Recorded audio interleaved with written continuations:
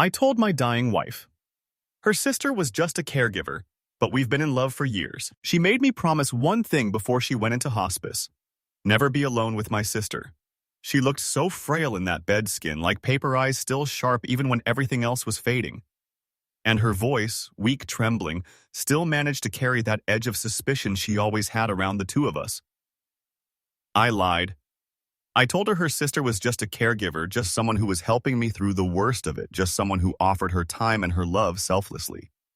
And that's technically true, but not the kind of love my wife thought, see? I've been in love with her sister, let's call her M, for nearly a decade. It didn't start with cheating. I swear to God, when I married my wife, I loved her. Or at least I thought I did. I thought that's what love was supposed to feel like. Stability, partnership, familiarity. Then M moved back to town after her divorce and everything shifted. We'd talk for hours when my wife was working late. We'd laugh too long over dumb jokes. She'd reach for a plate at dinner, and my heart would jump like a schoolboy's. I started looking for excuses to be around her. She did too. It stayed emotional for years. But let me be honest, now that was still betrayal. We built a whole secret world out of glances, text messages, shared playlists, a world where my wife didn't exist. Then came the diagnosis. Stage 4, ovarian cancer. Everything collapsed. I pulled away from M completely.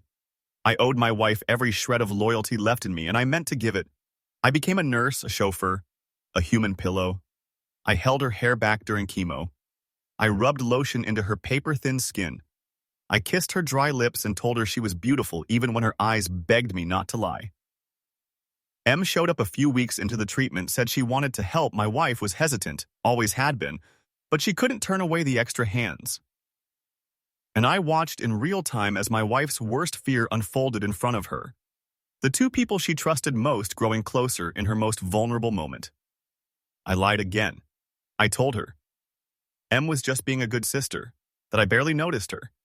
That was the biggest lie I've ever told. The truth. Every time M walks into the room, I feel like I can breathe again.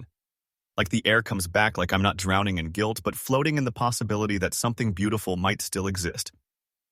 After all of this horror ends. We've still never kissed, not once. But some days I think that makes it worse, because if we had, maybe the guilt would feel deserved. Instead, it feels like I'm being punished for feelings I never acted on. Except that I did act on them, just not in the ways people count. My wife asked me a few days ago, right before the morphine made her too foggy to finish a sentence, "Do you love me more than her?" I didn't answer. She fell asleep crying. That silence was the loudest thing I've ever said. Now I sit in this room with her every day, watching her fade like a sunset. I don't deserve to witness, and M is here too. Always just on the other side of the bed, holding my wife's hand, brushing her hair, whispering gentle things I don't even have the strength to say anymore. We never touch, not even when we're alone for a moment in the hallway, passing like ghosts, but our eyes are screaming. I want to believe we're doing the right thing. That this, being here for my wife every single day without slipping, is redemption. But I don't know anymore. I think the moment my wife dies, the weight of everything will come crashing down. Not just grief, but the judgment. From family, from friends, from the people who will swear we were monsters for falling in love under the roof of a dying woman. And maybe they're right. But here's the most messed up part of it all. I don't regret loving M. I regret not being honest. I regret the secrets. The sneaking glances. The pretending. I don't regret the love. My wife is still breathing for now, and I still can't be alone with the woman I love, because my wife's last wish wasn't to be remembered, it was to keep us apart, and I'm terrified for the day I finally break that promise.